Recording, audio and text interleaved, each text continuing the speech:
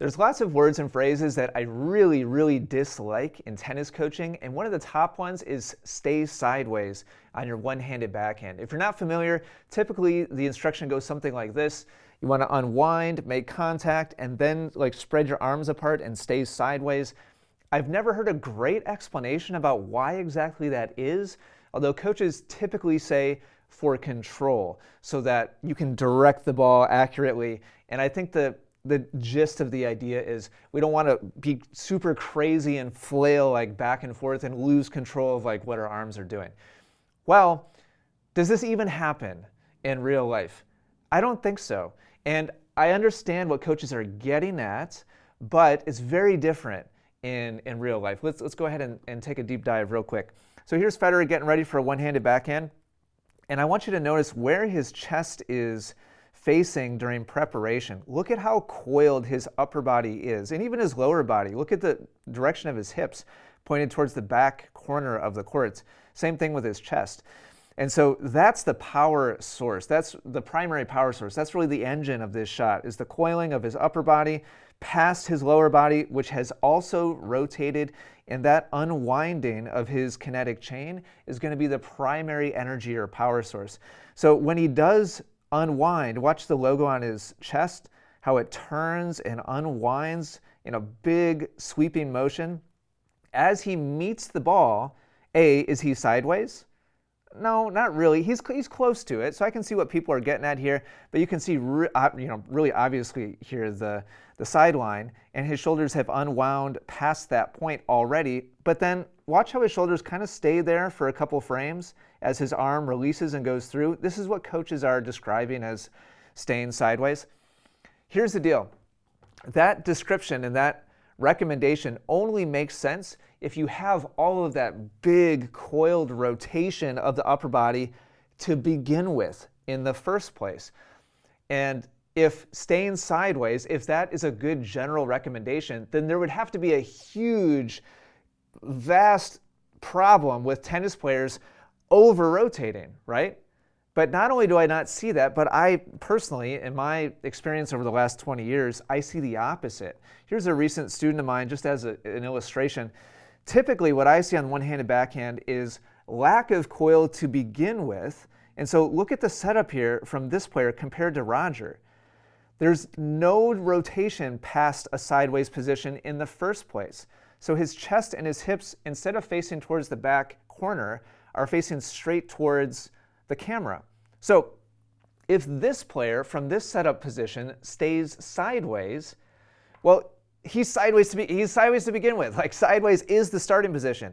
And countless tennis players make this mistake, myself included. My deep, grooved in habit is to have a lack of coil, a lack of rotational force on the way back and on the way forwards. And so it ends up looking like this: lack of rotation to begin with, and then very minimal rotation on the way forwards. And so what ends up being the engine? What ends up being the power source? It ends up being the arm predominantly. So has there been any forward release or unwinding of the body? A little bit, maybe 10 degrees with the chest and less than that with the hips. And so this is going to end up being a super weak, flimsy motion that predominantly the energy and force is coming from the arm. And so is it helpful to tell this player to stay sideways? Well, it ends up being a super arm dominant shot, which is what most tennis players are doing on most tennis shots. And so I don't get it. To be told, I don't get this instruction. If there was a huge pandemic of one-handed backhand players over-rotating back and forth and just flailing around in a circular motion back and forth and over-rotating on the forward side of things, then I could understand this tip. I could understand this viewpoint or perspective. But I'm not seeing any of those players at all. I can't think of a student that I've had over the last 10 years where I've been whoa. We need to dial back the rotation. 95% of the time, it's the opposite. There's a lack of coiling. There's a lack of uncoiling. And so the arm ends up being a lateral just kind of shove or push forwards. And so why are we giving this advice? I'm honestly not sure. Like, there's a kind of degree to this where I'm actually asking, like, can you tell me please in the comments down below? I get the control side of it if there was a huge problem with over rotation, but I just don't have one example for you of a student that I've worked with that was over rotating and overdoing it with their body. So why are we giving people this advice? A couple other examples here. Just found this clip of Wawrinka. Watch the logo. I love this angle. Watch the logo on his chest here. How he's coiling past 90 degrees with his upper body, past his hips. But more importantly, watch the transition here of his chest as he starts to go forwards towards contact.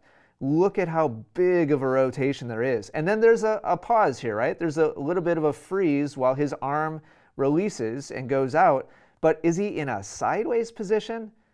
No, he's facing more forwards than he is sideways. And I know there's different styles here, like Wawrinka really accentuates the uncoiling and the kinetic chain. It's part of the reason why he's historically had such a huge one-handed backhand.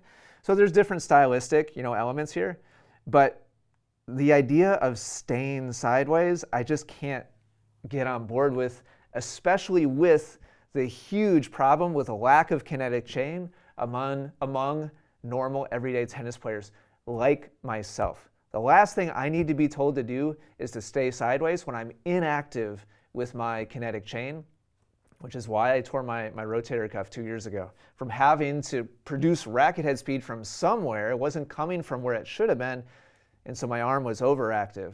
I want you to avoid that problem. I want you to avoid that mistake. So, curious to hear your thoughts. Let me know down below. Thanks for watching. I'll talk to you again soon.